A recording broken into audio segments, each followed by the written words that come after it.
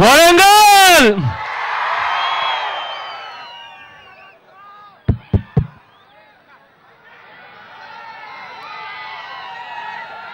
అనుకున్న దానికన్నా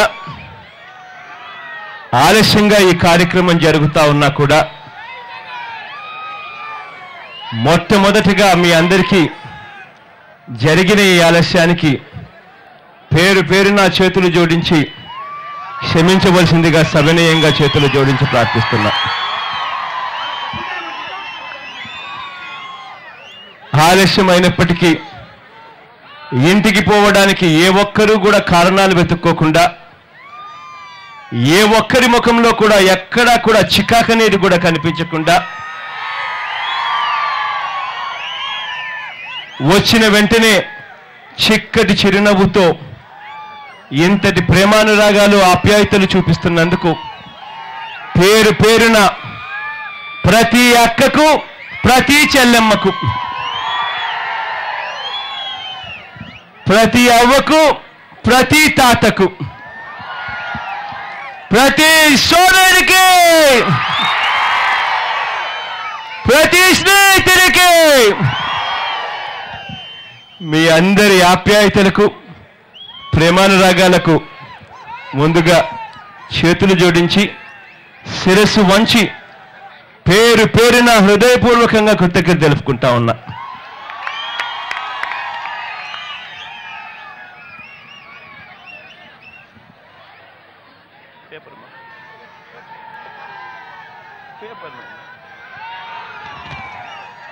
ఇవన్నీ కొత్తగా చెప్పాలి.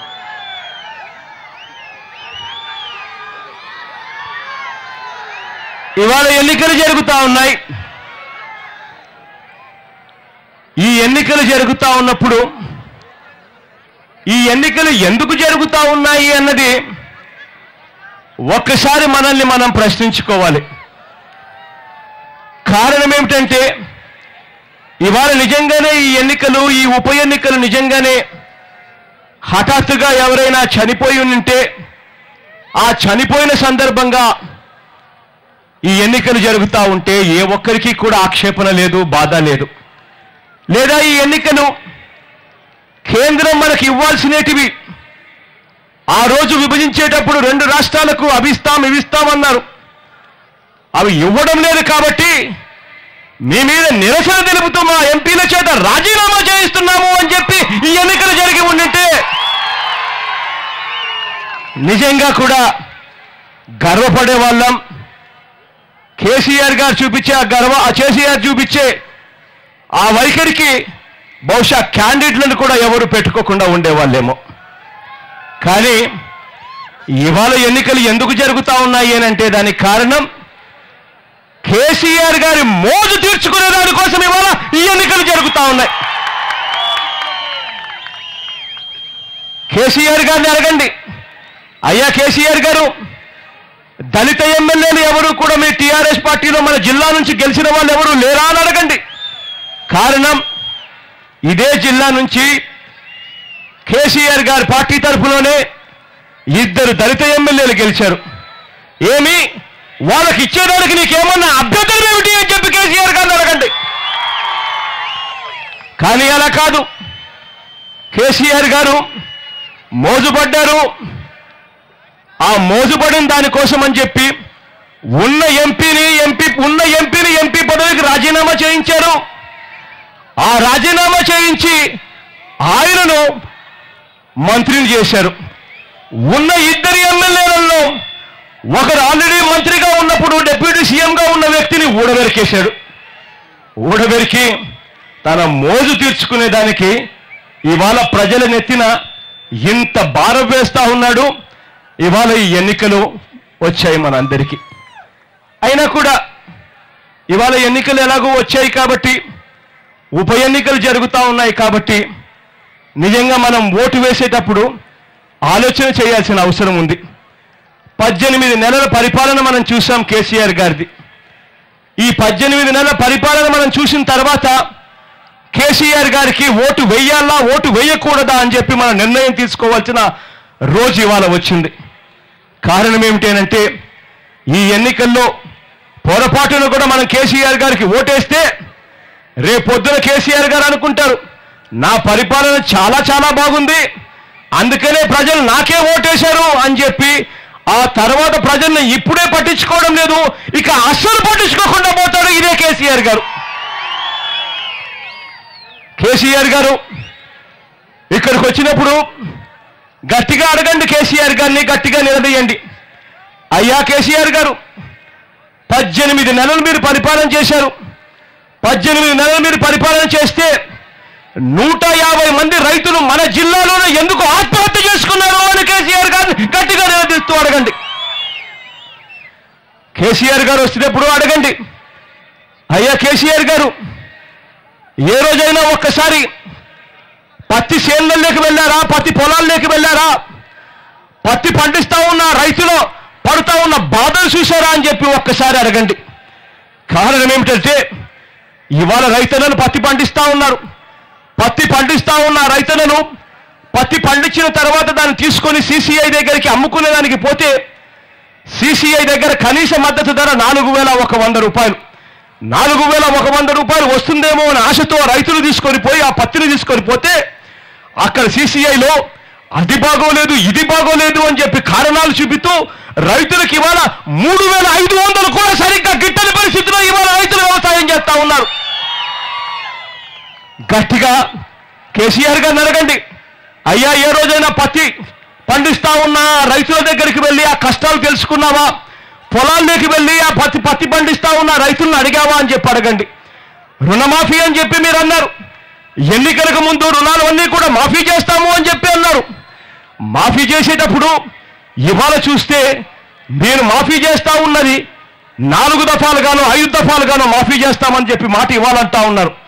గట్టిగా కేసీఆర్ గారు వస్తే కేసీఆర్ గారిని అడగండి, అయ్యా కేసీఆర్ గారు మీరు 1,00,000 రూపాయల లోపు రుణాలు మాఫీ చేస్తామని చెప్పి ఆ రోజు చెప్పారు, మరి ఆ రోజు ఎందుకు చెప్పలేదు 4 దఫాలుగా మాఫీ చేస్తాము అని చెప్పి ఆ రోజు ఎందుకు చెప్పలేదు అని గట్టిగా నిలదీస్తూ అడగండి.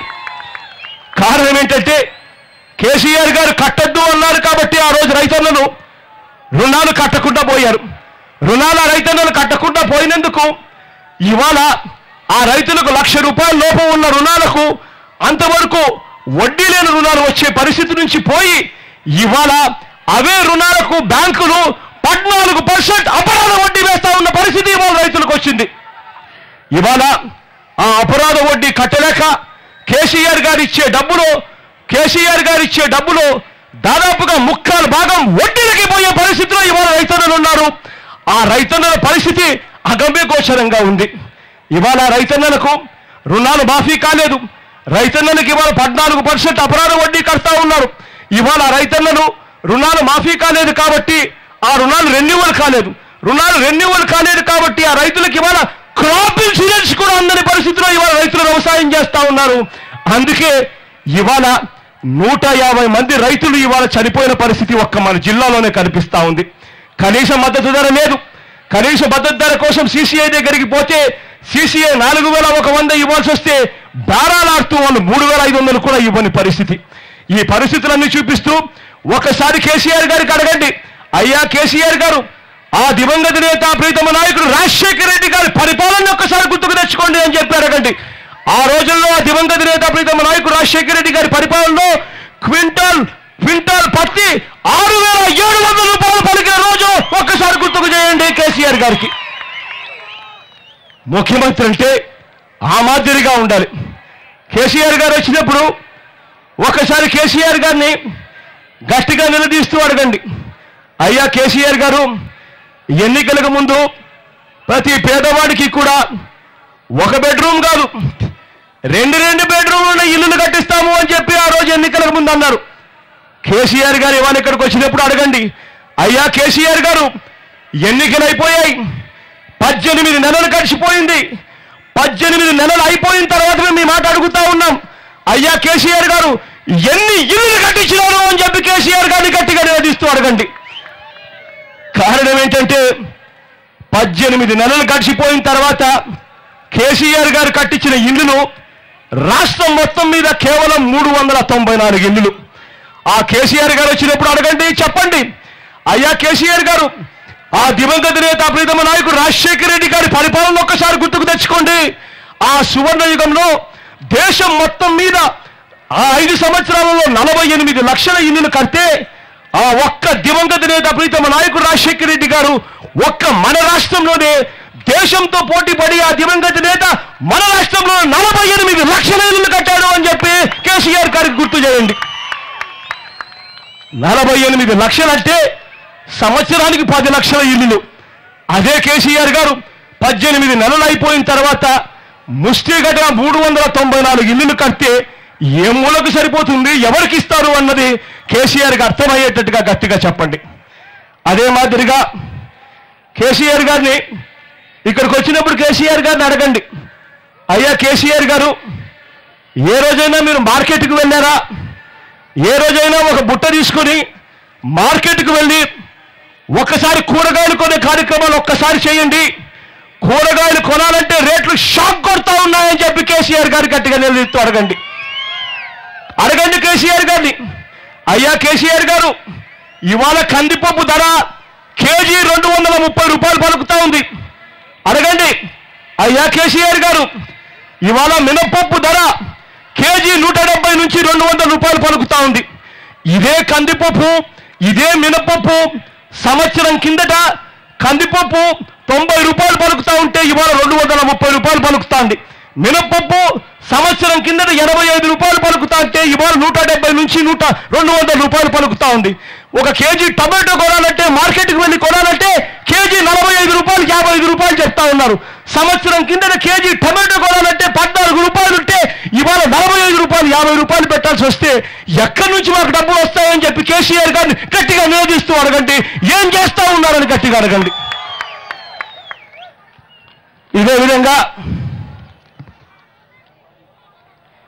ఇదే విధంగా కేసీఆర్ గారికి వస్తే కేసీఆర్ గారిని ఇంకొకటి విషయం కూడా అడగండి. అయ్యా ఆ దివంగత నేత ఆ ప్రీతమ నాయకుడు రాజశేఖర రెడ్డి గారు పేదరికాన్ని పూర్తిగా మాయం చేయాలి అన్న ఉద్దేశంతో పేదరికం ఎందుకు వస్తుంది అని ఆ దివంగత నేత అధ్యయనం చేశాడు. ఆ పేదరికాన్ని తీసేయడం కోసం ప్రయత్నం చేశాడు. పేదరికం అన్నది ఎప్పుడు జరుగుతుంది, పేదవాడు ఎప్పుడు అప్పుల పాలవుతాడు అని అంటే దానికి కారణం 2 కారణాలు ఉన్నాయి. ఒకటి, ఆ పేదవాడు తన పిల్లలను ఇంజనీర్ చదివించాలన్నా, డాక్టర్ చదివించాలన్నా, కలెక్టర్ వంటి పెద్ద పెద్ద చదువులు చదివించాలన్నా ఆ చదువుల కోసం కాలేజీ యాజమాన్యాలు లక్షలు కట్టాల్సి వస్తే అప్పుడు ఆ పేదవాడు ఆ పిల్లల కోసం అని చెప్పి అప్పుల పాలవుతాడు. రెండవ కారణం, ఆ పేదవాడికి అనుకోకుండా హఠాత్తుగా ఏదైనా రోగం వచ్చినప్పుడు ఆ ఇంట్లో ఎవరికైనా కూడా ఏదైనా గుండెపోటు వచ్చినప్పుడు ఆ పేదవాడిని కాపాడుకునే దానికోసం లక్షల రూపాయల అప్పులు తీసుకొని వచ్చి ఆ పేదవాడిని కాపాడుకునే కార్యక్రమం చేసినప్పుడు మరో సందర్భం పేదవాడు అప్పుల పాలవుతాడు. ఈ 2 పరిస్థితులను మార్చాలని ఆ దివంగత నేత ఆ ప్రీతమ నాయకుడు రాజశేఖర రెడ్డి గారు పేదరికం అన్నది పోవాలి అని అంటే ప్రతి కుటుంబం నుంచి ఒక్కడన్నా ఇంజనీర్ కావాలి, ఒక్కడన్నా డాక్టర్ కావాలి, ఒక్కడన్నా కలెక్టర్ వంటి పెద్ద పెద్ద చదువులు చదవాలి. ఆ చదివినప్పుడే ఆ కుటుంబం పేదరికం నుంచి బయటకు వస్తుంది.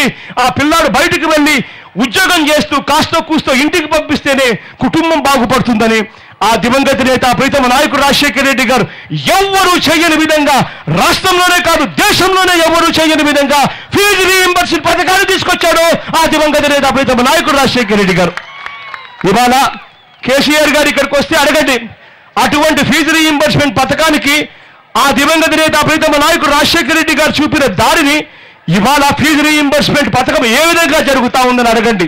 కారణం, ఫీజు రీయింబర్స్మెంట్ కోసం పేద పిల్లలు చదివించే పథకంలో గత సంవత్సరం అంటే 2014-15 సంవత్సరానికి సంబంధించి ఆ పిల్లలను చదివించడానికి 2452 కోట్ల రూపాయలు ఖర్చు అవుతా ఉంటే ఆ కేసీఆర్ గారు ఆ గత సంవత్సరం గురించి, గత సంవత్సరం అంటే 2014-15కు సంబంధించి ఇవాళకి కూడా 1530 కోట్ల రూపాయలు బకాయిలు ఎందుకు పెట్టారు కేసీఆర్ గారు అని చెప్పి గట్టిగా నిలదీస్తూ అడగండి. కారణం, ఇవాళ పిల్లలు కాలేజీలకు పోతా ఉంటారు. కాలేజీ ఈ సంవత్సరం మొదలై కూడా 5 నెలలు అయిపోయింది. 5 నెలలు అయిపోయిన తర్వాత పిల్లలు ఈ సంవత్సరం ఫీజులు ఏమిటి అని అడుగుతా ఉంటే కాలేజీ యాజమాన్యాలు ఏం చెప్పాలో వాళ్ళకి అర్థం కావడం లేదు. కారణం, గత సంవత్సరానికి సంబంధించిన బకాయిలే ఇంతవరకు తీర్చలేదు. కాబట్టి ఏం చెప్పాలో కూడా అర్థం కాని పరిస్థితులు. ఆ పిల్లలు చదువులు అయిపోయిన తర్వాత 4వ సంవత్సరం ఇంజనీరింగ్ అయిపోయిన తర్వాత ఉద్యోగాల కోసం వెతుక్కోవాలి అంటే సర్టిఫికెట్ల కోసం కాలేజీల దగ్గరికి వెళ్తే ఆ కాలేజీ యాజమాన్యాలు సర్టిఫికెట్లు మేము ఇవ్వము, డబ్బులు కట్టే డబ్బు నుంచి సర్టిఫికెట్ ఇవ్వము అని చెప్తా ఉంటే ఎక్కడికి పోవాలి కేసీఆర్ గారు అని చెప్పి గట్టిగా నిలదీస్తూ అడగండి. ఇలా ప్రతి విషయంలోనూ జరుగుతూ ఉన్నది ఏమిటి అన్నది ఒక్కసారి ఆలోచన చేయండి. కేసీఆర్ గారు ఇక్కడికి వచ్చినప్పుడు అడగండి, అయ్యా కేసీఆర్ గారు మీరు ఆ రోజు ఎన్నికలప్పుడు హామీ ఇచ్చారు, ప్రతి పేదవాడికి 3 ఎకరాల భూమి ఇస్తామని చెప్పి ఆ రోజు హామీ ఇచ్చారు, ప్రతి దళితుడికి 3 ఎకరాల భూమి ఇస్తామని హామీ ఇచ్చారు. ఇవాళ ఏం జరుగుతా ఉంది? ఎన్ని ఎకరాల భూమి ఇచ్చారు 18 నెలల తర్వాత అని చెప్పి గట్టిగా నిలదీయండి.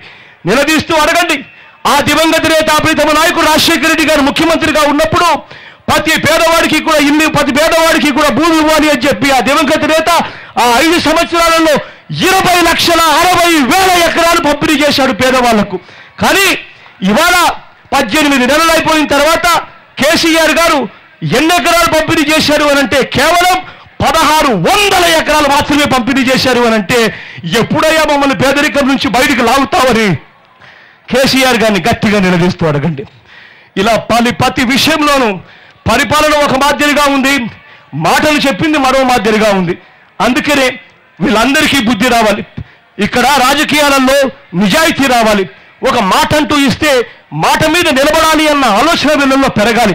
అలా పెరగాలి అనంటే ఆ విశ్వసనీయత రావాలి అనంటే ఆ జవాబుదారీతనం రావాలి అనంటే మన ఓటు ద్వారా అనేది వస్తుందన్న సంగతి ఈ పాలించే నాయకులకు అర్థం కావాలి. అది జరగాలంటే మన ఓటు వేయాలి, మనం రాజేంద్ర రాజ్యం మనం తీసుకొని రావాలి అన్నది మర్చిపోకూడదు అని చెప్తా ఉన్నా. ఇవాళ టీఆర్ఎస్ పార్టీకి ఓటు వేయకూడదు అనంటే దానికి కారణం చేత కాకుండా ఉంది, చేతగాని ప్రభుత్వం కాబట్టి టీఆర్ఎస్ ప్రభుత్వానికి ఓటు వేయొద్దు అని చెప్తున్నా. కానీ ఇదే రకంగా కాంగ్రెస్ పార్టీకి ఓటు వేయొద్దు అని చెప్తా ఉన్నాం. కారణం కాంగ్రెస్ పార్టీ అన్నది నిజంగా అన్యాయమైన పార్టీ. ఈ పార్టీకి నిజాయితీ లేదు. ఈ పార్టీకి అవసరం వచ్చినప్పుడు ఎవరి మెడలో అయినా కానీ పూలదండ వేస్తారు. ఈ పార్టీకి అవసరం లేనప్పుడు ఎవరి నెత్తినైనా కూడా బండ వేసేదానికి వీళ్ళు వెనకాడరు. అదే కాంగ్రెస్ పార్టీ. ఇటువంటి కాంగ్రెస్ పార్టీకి ఓటేసేయమంటే మనకు విలువలు ఉండవు, మనకు విశ్వసనీయత ఉండదు అన్నది మనం గుర్తుపెట్టుకోవాలి. కారణం ఇదే కాంగ్రెస్ పార్టీ కోసం ఆ దివంగత నేత ప్రీతమ నాయకుడు రాజశేఖర రెడ్డి గారు కష్టపడిన తీరు మీరంతా కూడా చూశారు. ఎవరు లేనప్పుడు మంటు టెండలు లెక్క చేయకుండా, ప్రాణాలను సైతం లెక్క చేయకుండా దివంగత నేత కాంగ్రెస్ పార్టీని తీసుకొస్తే ఆ దివంగత నేత చనిపోయిన తర్వాత ఆ దివంగత నేతను వీళ్ళు ఏం చేశారో మీ అందరికీ కూడా తెలుసు. ఆ దివంగత నేత బతికున్నంత వరకు రాజశేఖర రెడ్డి గారు మంచోడే అట. ఆ దివంగత నేత చనిపోయిన తర్వాత కూడా జగన్ కాంగ్రెస్ పార్టీలో ఉన్నంత వరకు మాత్రం రాజశేఖర రెడ్డి గారు మంచోడే. కానీ ఎప్పుడైతే జగన్ కాంగ్రెస్ పార్టీని విడిచిపెట్టిపోయాడో అప్పుడు వెంటనే రాజశేఖర రెడ్డి గారు చెడ్డోడైపోయాడు. రాజశేఖర రెడ్డి గారి కుటుంబం మీద, రాజశేఖర రెడ్డి గారి మీద కేసులు పెట్టించి జైలుకు పంపడానికి కూడా ఈ కాంగ్రెస్ పార్టీ వెనకాడు. ఇటువంటి నీచమైన పార్టీగా మనం ఓటేయాలి అన్నది ఒక్కసారి మనం మనల్ని మనం ప్రశ్నించుకోవాలి. ఇదే కాంగ్రెస్ పార్టీ వాళ్ళు మీటింగులు పెట్టాలి అని అంటే ఎవరెవరిని పిలుచుకుంటున్నారో తెలుసా? ఈరోజు పేపర్లో నేను చూసా, ఎవడో సచిన్ పైలట్ అటా వచ్చి మీటింగులు పెడతా ఉన్నాడు. నిజంగా అడుగుతా ఉన్నా, మీరంతా కూడా అడగండి, ఈ సచిన్ పైలట్ అనే వానికి తెలుగు మాట్లాడడం అసలు వస్తుందా అని చెప్పి గట్టిగా అడగండి మీరంతా కూడా. ఇటువంటి తెలుగు మాట్లాడని వాళ్ళు, తెలుగు భాష అర్థం చేసుకోలేని వాళ్ళు వీళ్ళు మన దగ్గరికి వచ్చి మీటింగులు పెడతారట, వీళ్ళ మీటింగులు చూసి మనం వీళ్ళకు ఓటేయాలట అని చెప్పి గట్టిగా నిలదీస్తూ అడగండి. అదే రకంగా రేపొద్దున చంద్రబాబు నాయుడు గారు బీజేపీకి ఓటేయండి అని చెప్పి ఏదైనా అడిగితే గట్టిగా చంద్రబాబు నాయుడు గారికి కూడా గట్టిగా సమాధానం చెప్పండి. అయ్యా మీరు చేస్తా ఉన్న ప్రభుత్వం, మీరు చేస్తా ఉన్న ప్రభుత్వం పక్కనే 18 నెలలుగా మేము చూస్తా ఉన్నాము. మీరు చేస్తా ఉన్న అబద్ధాలు, మీరు ఆడిన అబద్ధాలు, మీరు చేసిన మోసాలు, మీరు చేసిన వెన్నుపోట్లు అన్ని కూడా మేము గమనించాము. ఆ 18 నెలల్లో మీ పరిపాలన చూసిన తర్వాత అంతో ఇంతో ఈ పరిపాలన అంత మేలుగా ఉంది, మీరు అంతకన్నా దారుణంగా ఉంది ఆ పరిపాలన, మీకెందుకు ఓట్లేయాలి అని చెప్పి చంద్రబాబు నాయుడు గారిని గట్టిగా నిలదీస్తూ అడగండి. మీరు చెప్పిన వాళ్ళకి ఎందుకు ఓటేయాలి అని గట్టిగా అడగండి. అదే మాదిరిగా బీజేపీ వాళ్ళు వచ్చి మాకు ఓట్లేయండి అని అడిగితే గట్టిగా బీజేపీ వాళ్ళని కూడా నిలదీస్తూ అడగండి. అయ్యా విభజించేటప్పుడు మీరు ఈ రాష్ట్రానికి ఇంత, ఆ రాష్ట్రానికి అవి చేస్తాం, ఈ రాష్ట్రానికి ఇవి చేస్తామని చెప్పి మీరు ఆ రోజు హామీలు ఇచ్చారు. ఆ హామీలు ఇచ్చినప్పుడు ఆ 2 రాష్ట్రాలలో మీరిచ్చిన హామీలు ఏది నిలబెట్టారు కాబట్టి మీకు ఓటేయాలి అని చెప్పి గట్టిగా బీజేపీ పార్టీని కూడా నిలదీస్తూ అడగండి. కారణం, ఎవరు కూడా నిజాయితీ మీద నిలబడడం లేదు, ఎవరు కూడా విశ్వసనీయత మీద నిలబడడం లేదు. విలువలు, విశ్వసనీయతను అన్న 2 పదాలు ఈ రాజకీయ వ్యవస్థలోకి మళ్ళీ తీసుకొని రావాలి అని అంటే వైఎస్ఆర్ కాంగ్రెస్ పార్టీకే ఓటేసుకోవాలి, మన పార్టీని మనం తెచ్చుకోవాలి. రాజశేఖర రెడ్డి గారు, వైఎస్ఆర్ గారు ఉండగలరు, వైఎస్ఆర్ గారు లేకపోవచ్చు, కానీ వైఎస్ఆర్ గారు ఎక్కడ ఉన్నారు అని అంటే ప్రతి గుండె చప్పుడు ఇలా చూపించి మా గుండె చప్పుడులో వైఎస్ఆర్ గారు ఉన్నారు అన్న మాట ప్రతి ఒక్కరి నోట్లో నుంచి వస్తారు. రాజశేఖర రెడ్డి గారు చనిపోయినప్పుడు నాకు రాజశేఖర రెడ్డి గారు పోయారే, నాన్న పోయాడే అని అనిపించింది.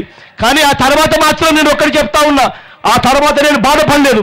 ఆ తర్వాత నా ముఖంలో చిరునవ్వు ఎప్పుడు వచ్చింది అంటే రాజశేఖర రెడ్డి గారు చనిపోలేదు, ఆయన చనిపోతూ నాకు ఇంత పెద్ద కుటుంబాన్ని ఆయన ఇచ్చబోయాడు అనేది నాకు సంతృప్తినిచ్చింది, నా ముఖంలో చిరునవ్వును కూడా తెచ్చింది.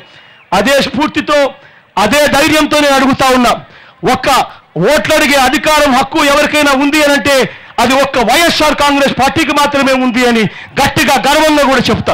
కారణం ఏంటంటే ఒక్క వైఎస్ఆర్ గారే ప్రతి మనిషికి మేలు చేశారు, ప్రతి కుటుంబానికి మేలు చేశారు, ప్రతి ఒక్కరికి మేలు చేసిన వ్యక్తి ఎవరైనా ఉన్నారు అని అంటే అది ఒక్క దివంగత నేత ప్రీతమ నాయకుడు రాజశేఖర రెడ్డి గారు అని చెప్పడానికి గర్వపడతాం. ఇవాళ అందుకే ఇటువంటి పరిస్థితుల్లో ఎన్నికలు వచ్చాయి కాబట్టి మీ అందరి చల్లని దీవెనలు, మీ అందరి చల్లని ఆశీస్సులు, అన్న సూర్యప్రకాష్ అన్న, నా ఎడం వైపున సూర్యప్రకాష్ అన్న ఉన్నాడు. మీ అందరి చల్లని దీవెనల కొరకు, మీ అందరి చల్లని ఆశీస్సుల కొరకు తను మిమ్మల్ని అందరినీ కూడా అర్థిస్తూ ఉన్నాడు. మంచివాడు, మీ చల్లని దీవెనలతో ఆశీర్వదించండి. సూర్యప్రకాష్ అన్న ఎంత మంచివాడు అని అంటే నేను మర్చిపోయానేమో అని చెప్పి వెంటనే మైక్ తీసుకుని మైక్ పైకి లేస్తూనే అన్న ఆశా వర్కర్లు ఉన్నారంట, వాళ్ళ గురించి చెప్పడం కాస్త మర్చిపోయావన్నా అని చెప్తా ఉన్నారు. నిజంగానే మనమంతా కూడా ఆశా వర్కర్లను చూస్తూ ఉన్నాం. ఇవాళకి 78 రోజులు అయిపోయింది వాళ్ళు స్ట్రైకులు చేయబట్టి, నిరాహార దీక్షలు చేయబట్టి. ఇవాళకి కూడా ఆ ఆశా వర్కర్లు సంపాదించేది కేవలం నెలకు 500 రూపాయలు, 1000 రూపాయలు. ఆ 500 రూపాయలు, 1000 రూపాయలతో కేజీ టమాటో కొనాలంటే కేజీ టమాటో 50 రూపాయలు, కేజీ కందిపప్పు కొనాలంటే కేజీ 230 రూపాయలతో ఎలా బతకగలుగుతామన్నా అని చెప్పి వాళ్ళు 78 రోజులుగా వాళ్ళు స్ట్రైకులు చేస్తూ ఉంటే కనీసం వాళ్ళ గురించి ఆలోచన కూడా చేయలేని అధ్వానమైన పరిస్థితిలో ఈ ప్రభుత్వం ఉన్నప్పుడు ఈ ప్రభుత్వానికి గట్టిగా బుద్ధి ఖచ్చితంగా మీరు చెప్పండి అని చెప్పి మరొక్కసారి వినవిస్తూ మిమ్మల్ని అందరినీ కూడా వైఎస్ఆర్ కాంగ్రెస్ పార్టీకి ఓటేసి గెలిపించవలసిందిగా సవినయంగా చేతులు జోడించి పేరు పేరున ప్రార్థిస్తున్నా.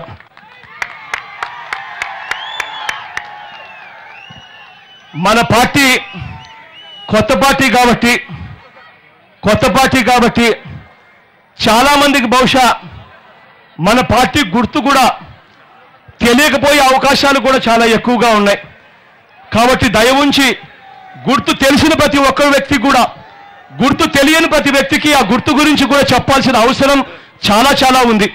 కాబట్టి ఒక్కసారి మిమ్మల్ని అందరినీ అడుగుతా ఉన్నా, మన పార్టీ గుర్తు తెలిసిన వాళ్ళంతా కూడా ఒక్కసారి మరోలా అనుకోకుండా ఒక్కసారి చేతుల పైకెత్తని నాకు తెలుస్తుంది ఎంతమందికి మన గుర్తు గురించి తెలిసిన సంగతి. చాలా మందికి మన పార్టీ గుర్తు గురించి తెలుసు అన్న సంగతి తెలిసి చాలా ఆనందంగా ఉంది. కానీ ఎక్కడైనా ఒకరికో ఇద్దరికో మన పార్టీ గుర్తు గురించి తెలియకపోయే అవకాశాలు ఉన్నాయి. కాబట్టి ఒక్కసారి నేను గుర్తును చూపిస్తా, దయ ఉంచి ఆ గుర్తును చూడవలసిందిగా సవినయంగా మిమ్మల్ని అందరినీ ప్రార్థిస్తా ఉన్నా. మన గుర్తు ఫ్యాన్ అవ్వా, ఎర్రచీర కట్టుకున్నావా? మన గుర్తు ఫ్యాను, మన గుర్తు ఫ్యాన్ తల్లి, మన గుర్తు ఫ్యాన్ అమ్మా, మన గుర్తు ఫ్యాన్ తల్లి, మన గుర్తు ఫ్యాన్ అన్నా, మన గుర్తు ఫ్యాన్ అన్నా. థ్యాంక్ యూ అన్నా.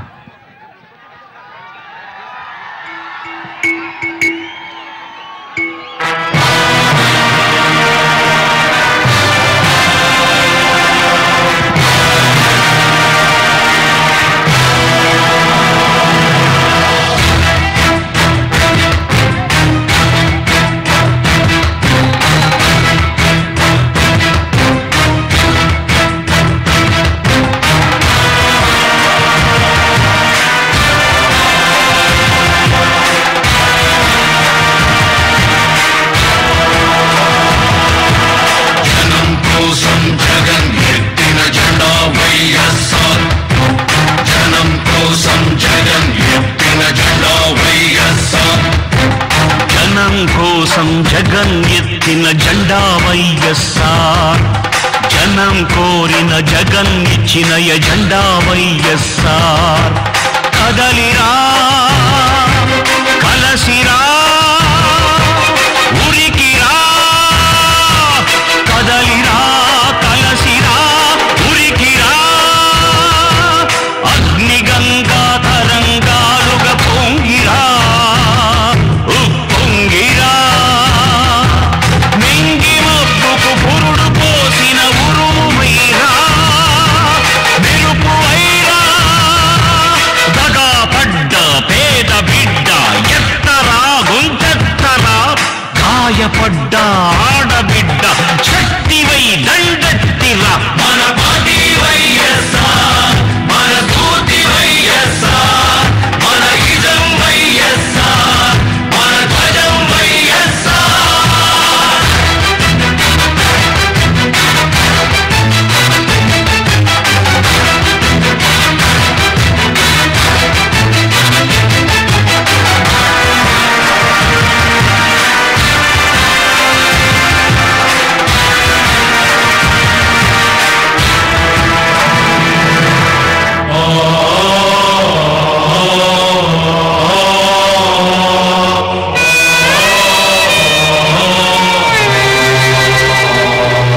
పేదవాణి కడుపు నింపే అన్నమే కానుక, అన్నదాత పొలము నిండా నీళ్ళ పరవళ్ళే ఇక, గుండెలోన గూడులోన చీకటుండరాదిక, బతుకు నిండా ఉచిత వెలుగులు ఇచ్చునే వేడుక.